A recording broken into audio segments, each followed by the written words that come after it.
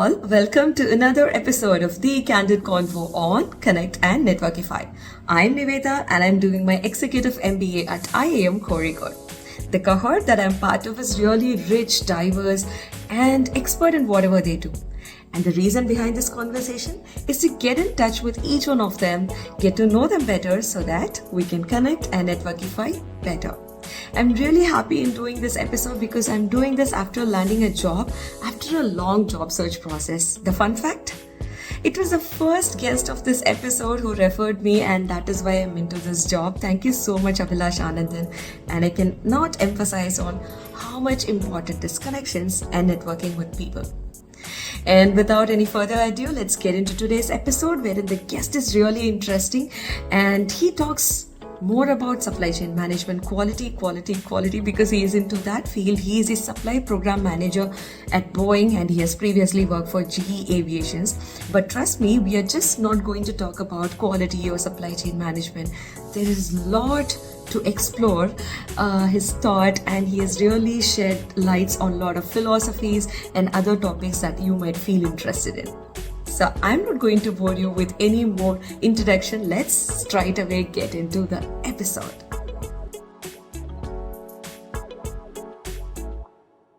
Hello Vishwa, welcome to the Candid Convo with me Niveta on Connect and Networkify. Happy Hi, having you Niveda. here. Hello, how are you? I'm doing good. How are you doing? I'm doing good, Niveda. Thanks for having me. Yeah. So firstly, I just wanted to start with thanking you because starting from quantitative techniques, QT from first semester till quality management, you have been teaching a lot of us. So any good grade that I've got in all these subjects, it's because of you. Thank you so much. So there comes my first question. Do you love teaching, or why did you actually plan to do this? What made you to do that? So this is more like it's kind of a hobby project. So it's not like I think I'm very good at certain things, and I really like sharing and helping people. So I thought this is a good opportunity. A lot of people need help, and I'm very good at all these subjects. I'm very good at operations management. I really like solving complex problems. So I thought it'll be a Mm. direct fit in terms of trying to help you. And that's about it. I don't even expect a thanks or anything for that. It's just that I felt like I could do something and I just did it. If it benefits people, very happy about it. That, that's very much what I had. And my takeaways were basically that I could learn from you in terms of all the students, the feedback, how I can teach better. And also, I had a lot of colleagues who used a lot of technology while they were teaching. So I tried to learn some of it and then make it better. In fact, some of the conversations in my recordings, you will see that I was trying out different things with technology and all that. I'm very bad with doing multiple things. So that was a big learning opportunity for me. So I benefited as well. So no Mm. need to thank me at all. Got As long as it is helpful, I'm happy. You're being humble. But then, yeah, I also understood from what you said, you really love the operations part. So let me ask you this question because I went through your LinkedIn profile before having this conversation, and all I could see is quality control. So did life like kind of steered you towards this quality subject or quality area, or did you yourself steer? Basically asking if it is a love marriage or arranged marriage with quality area. Good question. So initially, I think the grade of maybe 7 or 8 is when I decided that aviation is going to be my approach or my career path. And Mm. in aviation, I felt that designing was something that I was very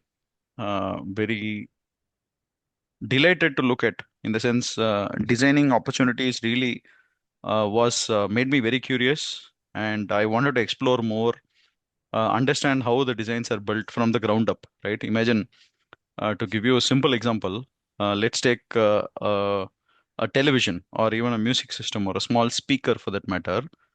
Designing it from ground up is actually something else. It's a different thing only. It might be very simple from the eyesight of a person, who doesn't understand the interiors of how many layers it is currently built upon, right? For the person, it's just even a pen or a very simple object for that matter is very simple for the user. But for a designer, it's a whole new, very exciting thing. So I really wanted to be in designing. But when I graduated in 2010, there were no opportunities for designing apart from HAL, ISRO, who are like government entities. So the next best thing that I found was I checked my entire organization's leader profile, and I found that the quality leader was the person who was most helpful in terms of teaching, in terms of grooming and things like that. So Vasudeva Swami is my Guruji, who taught me everything in quality from the basics. There were multiple other people, but he is the first person who I thought as a person. He was very, very hard to live with, but at the same time, he taught people things, what he knew. He was never holding back information. So that's why I went into quality. So that's how it happened. Mm. So the journey started there. Yep.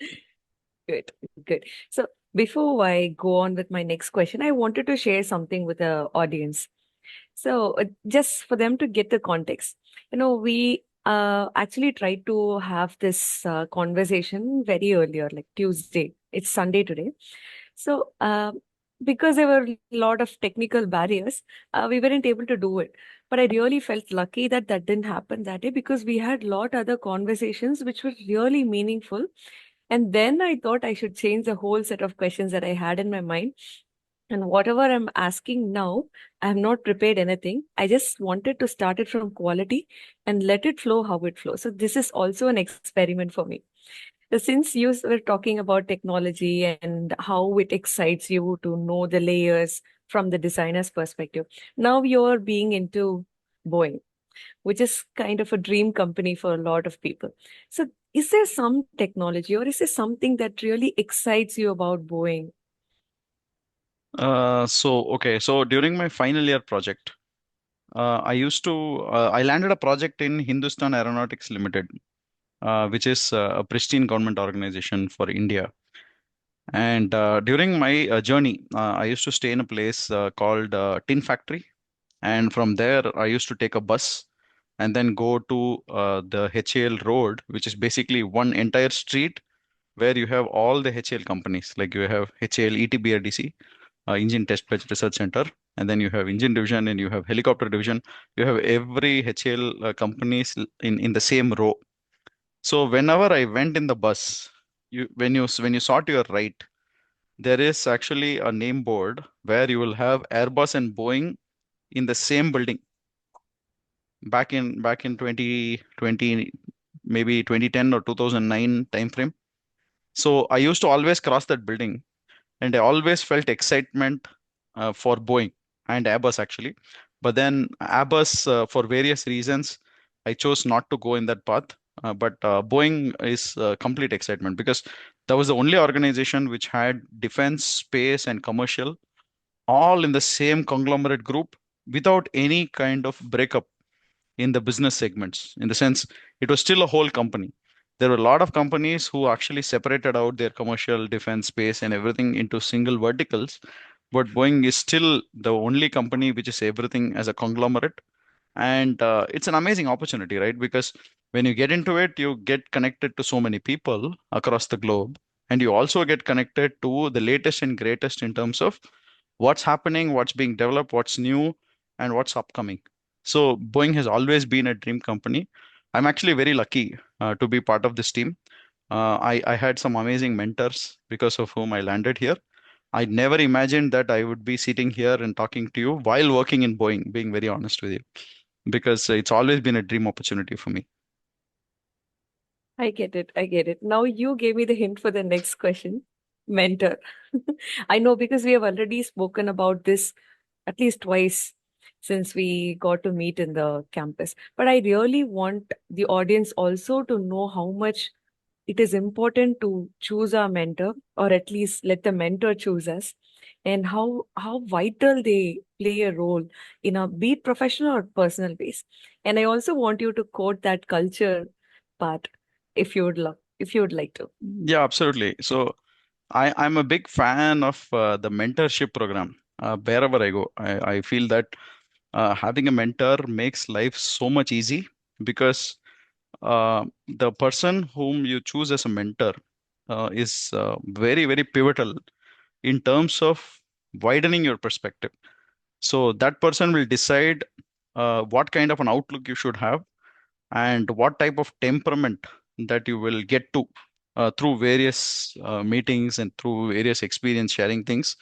And finally, I feel that the mentor will shape your career. And I felt I was very fortunate to have those mentors. Like one of those mentors whom you are a fan of is actually CH Srinivas. So CH, you can look him up in LinkedIn. So he is a kingmaker. He was just phenomenal in terms of what value had he brought to my life, and I know so many other people who benefited from learning things from him.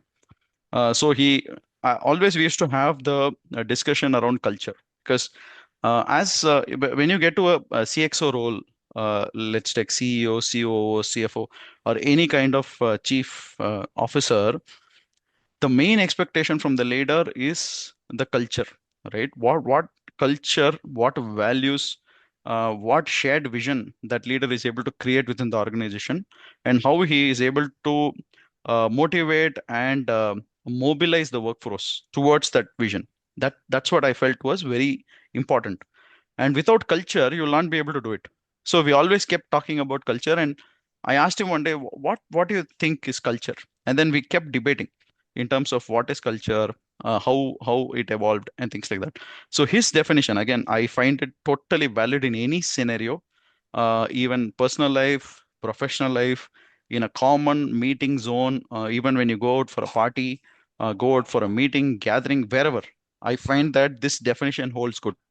And in his own words, he said that the worst behavior that gets tolerated becomes the culture. So that you can't beat it. I mean, I've seen it in so many instances. We saw it in IIM Kozhikode as well. That if you're going to tolerate a certain behavior, then that is accepted as the culture. It is an acceptable behavior, and it is something that people would get away with because that's tolerated. So that becomes the threshold below which they wouldn't venture. But then they it becomes in their mind that this behavior is acceptable, so it's okay. So that was pivotal. I quote this in so many places, even at my supplier places I quote this because CH, the learning from CH is amazing. Got it. And that's why, as you said, I became his fan. I'll definitely follow him on LinkedIn. So, this again has that thread to the next question, which is, see, you said there's a threshold for us to set the culture. So, I also see when whatever I observed from whatever you are doing, when you see that a threshold level is reached, there you start rebelling or there you start questioning. So I, on that day, got the story of why you started being that way. But if you could share here, it would really help people like me who actually restrain from doing it, trying at least a step towards that. It's very much in line with what I spoke earlier, Niveda. So I always felt that in my life, if you really need something, you have to fight for it. Nothing just gets delivered on a silver platter, at least in my life. So that way, I have a very long patience level, which fortunately I developed from my wife. I have a very large patience threshold, but then somewhere I felt that we should draw the line and not accept certain behaviors because if it's not in line with your values, you should definitely question it. And the intention of the question is to understand better in terms of what is the intent behind that behavior. Why is that something that this is happening when the expectation clearly is something else? So if you don't question it, so what happens is that it goes on assumption. Like when two people interact, and I'll give you an example. Let's take somebody borrows 100 rupees from you, and you think that it is only 100 rupees. This person is my very good friend. So let's leave it. Okay. The next time the person comes and asks 1,000 rupees, and you'll say, okay, fine, let's give 1,000. That's okay. And you know that sometimes this person might not return it. That's okay. She's my friend or he's my friend. Okay, let's let it go.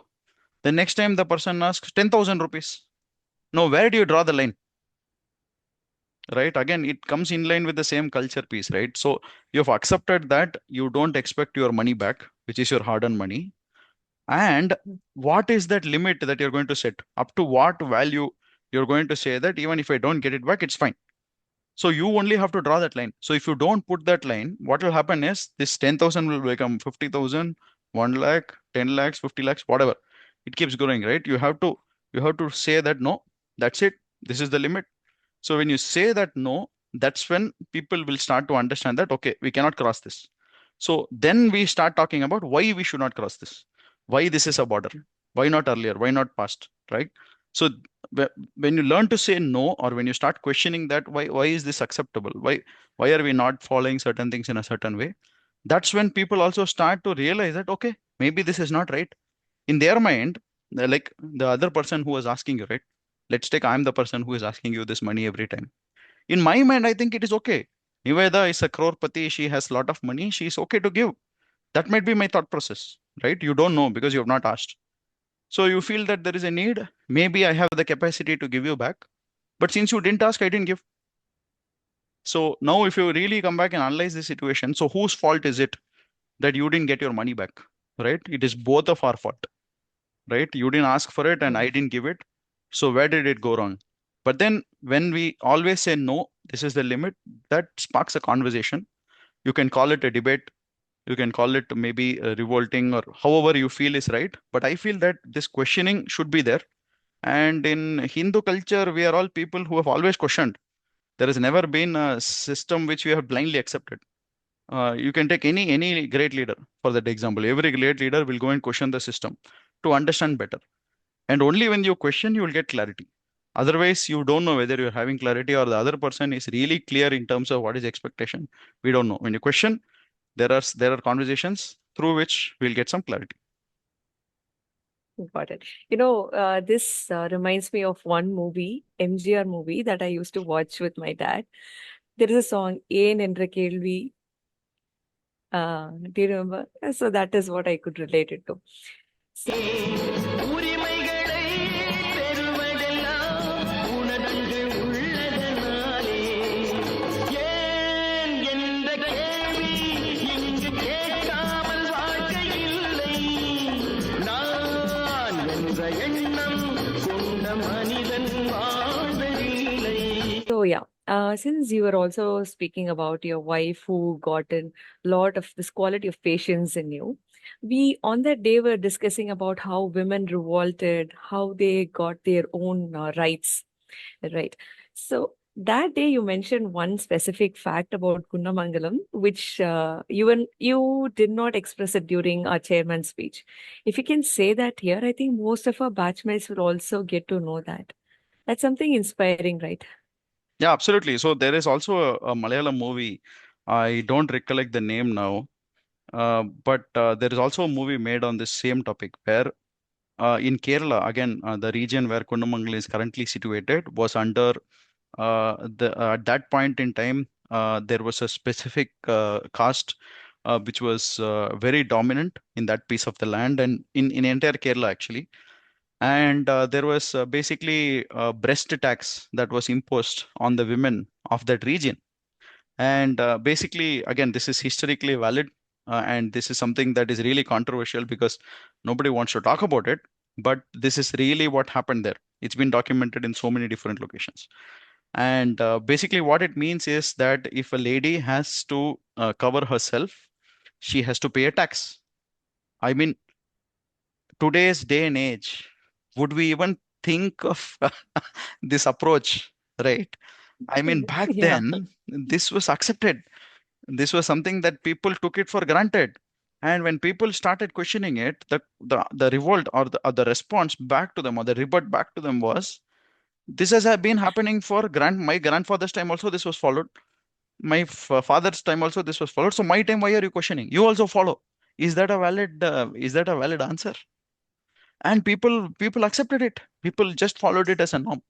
And there were a bunch of ladies, actually, particularly there was one female. I don't want to get into the details, but there was this one female who basically said that if I have to pay a tax, I do not want the upper part of my body, and she basically killed herself. So that basically sparked the whole revolution around how the entire this norm was challenged. And basically IMK is placed squarely on that region where this particular incident or this particular series of incidents happened. So I mean, just rewind it on the history, because this is where history plays a very crucial role, right? So when you go back and when you see, sometimes what we would find will be very surprising. Like to give you some examples, maybe there are some people who are still living there whose ancestors basically did this particular act. So now the debate happens whether now whatever the price was paid by the people, same generations would have continued, right? So the same people who were impacted on the other side of the rule, who are the female, their descendants also would be still there. And similarly, the people who were part of the ruling, who were imposing the rule, right? Their generations also would be there. Now, how do we take it? Now, today's day and age, this is something that you can't even speak about, right? True, But true. then it was being followed, and everybody used to follow it. So that's why I took this example is that, see, it's easy for us to forget our roots, right? We might forget the past, what happened in this land, how much blood was shed, because we are not experiencing it. Maybe our forefathers or 5 generations before, 10 generations before. We don't remember, right? We don't know what really happened and transpired in those times. But it is because of those people who revolted that day, and that lady who basically decided to take her life because she is against this. That Mm. that incident only sparked this whole. We are living comfortably where we are talking about women rights, equality, women empowerment, all these things today because our ancestors 10 generations back or whomever they were, actually they were the bunch of people who basically revolted against it. If that lady did not question it, even today I will tell you that we would have not been the society where we are. This has happened in everywhere. It's just one example where it's in Kerala. In America, it was the Black Rights Movement, and in the Asian regions, they had their own set of fights. So the behavior that I want to emphasize is that the questioning, right? You do not accept something just because somebody says it. You always try to question, find out what is the reason behind this, what's the logical answer that they're able to provide. And the logical answer cannot be that my grandfather was doing this, so I will also do it. No, that's not acceptable, right? And when you say that's not acceptable, that's when the whole discussion happens. If you accept and move on, it will be enforced on you. I could see the dots getting connected. The tolerant level of the people living there, that sets the culture. And revolting, the why question comes in, and then we reap the benefit. Good. Then I So think it's like a sequence movie. that will be the change Hmm. agent. So that basically Yeah. that's when the divergence happens. Otherwise, we will continue in the same path. The divergence happens only when you start questioning. And that's the same place where EPGP, our batch, I think we had more than 25% of women That's there. right. That's something a goosebump moments. You should have really mentioned that during the PGP, I mean the chairperson session. That would have really made people feel what we have come through and how we are standing in the place where we stand. Okay, anyway, talking about IIMK, I cannot avoid this question. What did you expect out of EPGP? What you're gaining through it, and how do you see it is going to help you in the future? So, like I mentioned, right? So the whole purpose of getting into EPGP and selecting IIM Kozhikode, I got into IIM Bangalore as well. But then I didn't go through with IIM Bangalore because IIM Bangalore had 100% attendance, which I'm not at all possible for me with the travel job that I have. Mhm. It's not practical. So IIM Kozhikode had 75% attendance. One.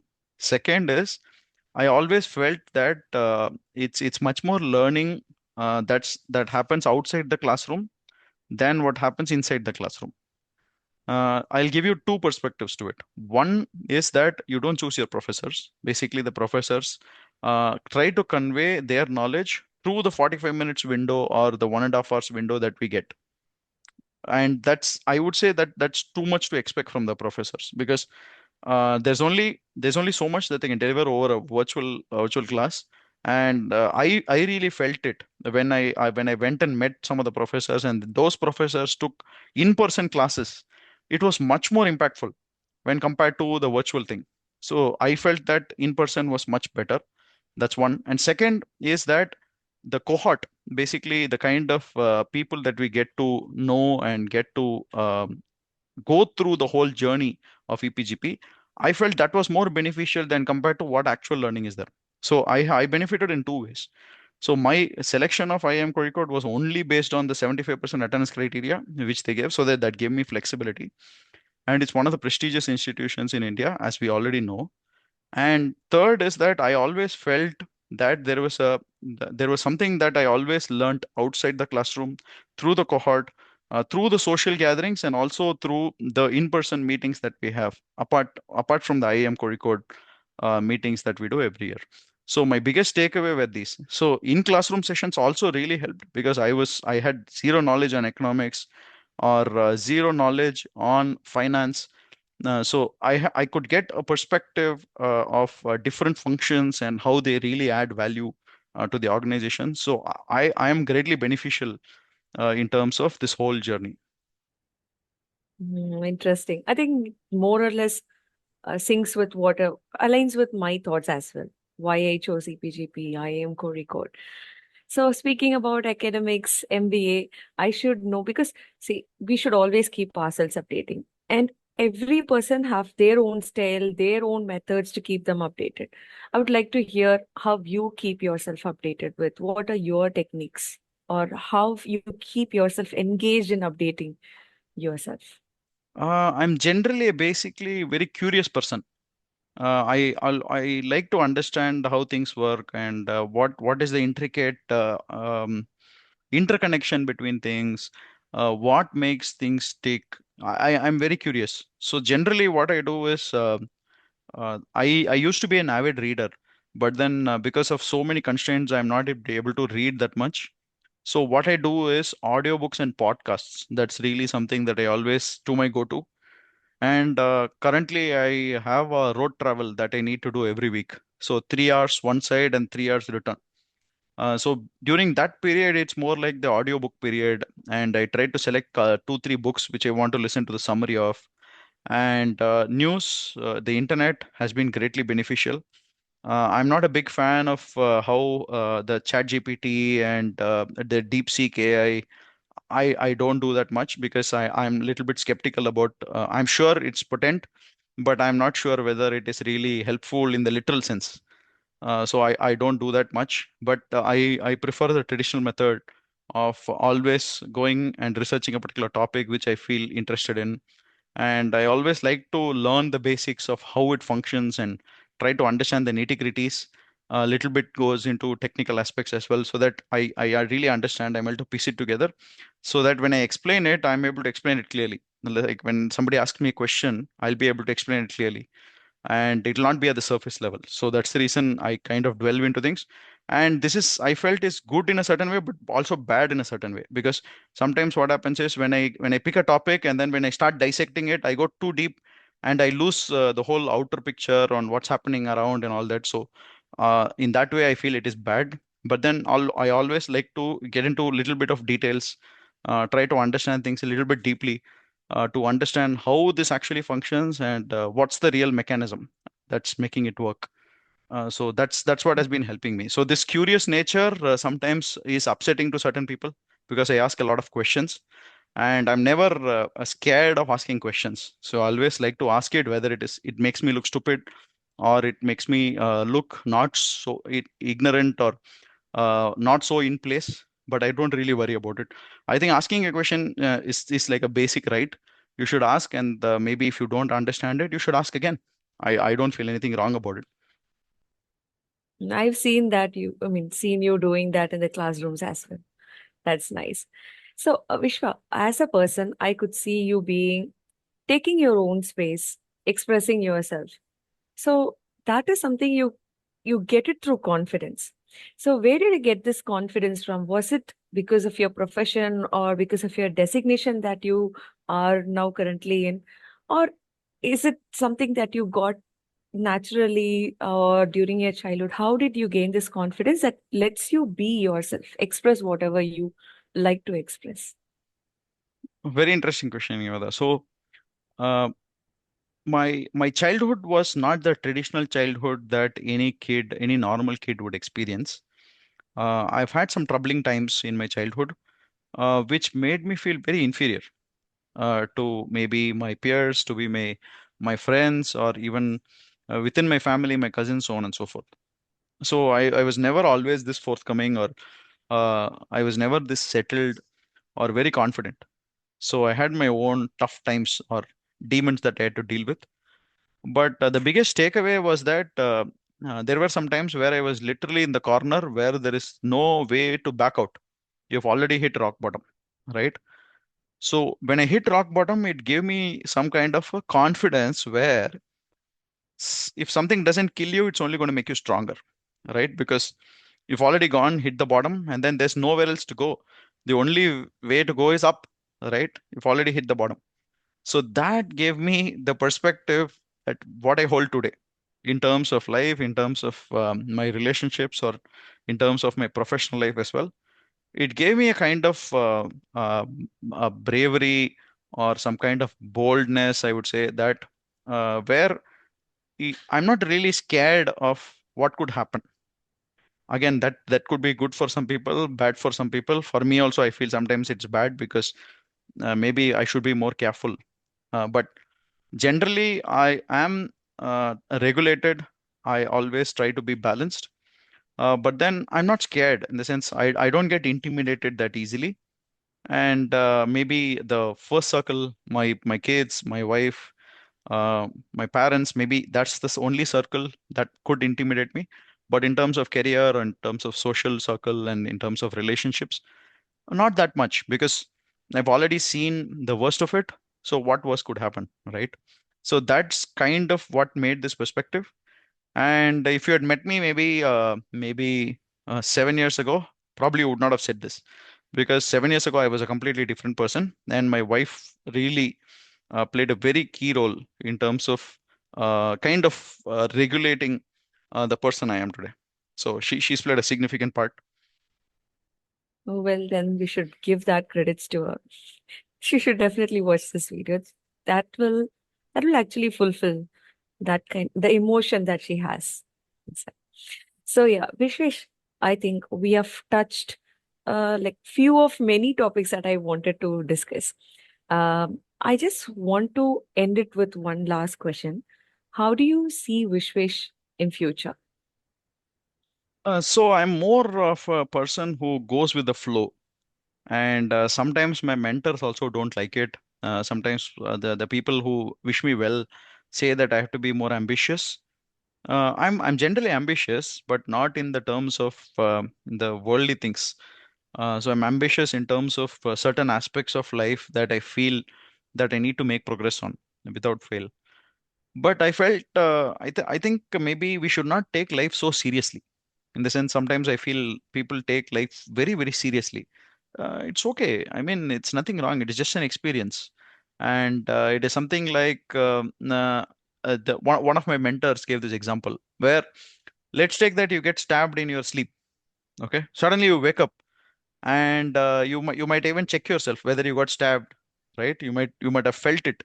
You might have seen the knife. You might have seen the knife go through you, and then the blood gushing out. But when you wake up, it's not there, and then you say, "Ha, okay, such a relief. It didn't happen," right?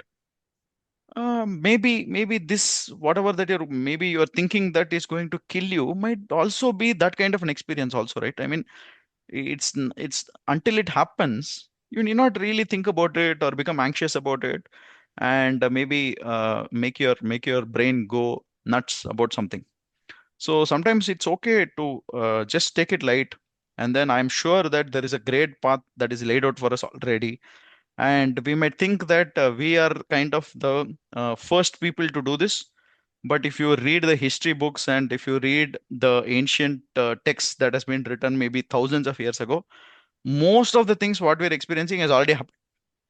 That's why there is a saying that history keeps repeating itself, right? Even though people might say that I'm the greatest in the world, there is another guy who will dethrone him and he will become the greatest, right? So it's not like whatever. So from the scriptures, we know what is the distance between the sun and the moon, the sun and earth. It was already told thousands of years ago. Today we have methods to validate it and say that yes, that is the distance, right? So that means, does that mean that we are the first people to do it?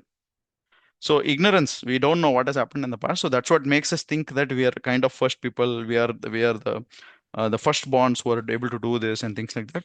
But I feel that we are taking life too seriously. So I don't take it very seriously. I take it as it comes, and I am absolutely sure that we have a great path ahead of us, and that's for everyone, I would say. So sometimes what happens is we overthink something, and then we kind of create certain energies within ourselves, which is not really helpful. Maybe staying away from that is really advisable. And I try to stay away from all this. So I try to be very simple and try to value add in every opportunity that I get, and try to make sure that I always become a better person as I progress. That's about it. I mean, if you ask me what I would be 10 years from now, I really don't know. And maybe, I don't know, wherever life takes me, I'll go there.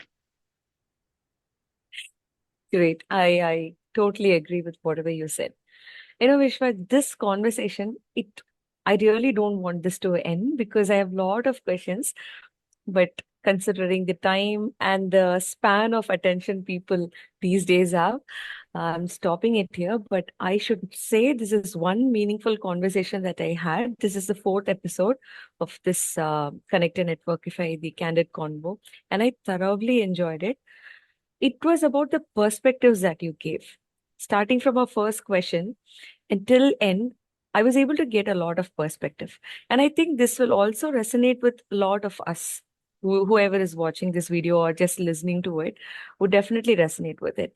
Thank you so much for sparing the time on Tuesday and Sunday as well. I enjoyed it. Thank you. Thank you, Niveda. I mean, I have to completely appreciate the amount of effort that you take. I know it's I think 1 minute past 11:45, and I still see that you're as energetic as you are at 6 a.m. in the morning.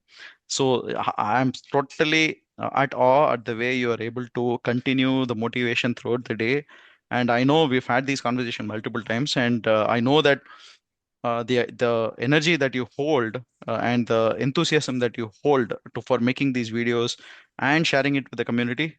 Kudos to all of you. Kudos to you specifically and your family for supporting you to have this conversation with me. And I'm thoroughly humbled by getting selected to have a conversation, and thoroughly appreciate all the thoughtful questions. My pleasure. Thank you so much. All right. Bye. And Have all a the best for wonderful your night. Thank you future. very much. You too. Yes. Hopefully we stay in touch Yeah. and maybe we cross paths later. Definitely. I have a lot more questions to ask you. So we'll definitely meet on another episode with a different perspective. Sure. Looking forward to that. Great. Thank you very Thank you. much, Bye. Niveda. Bye-bye. Bye.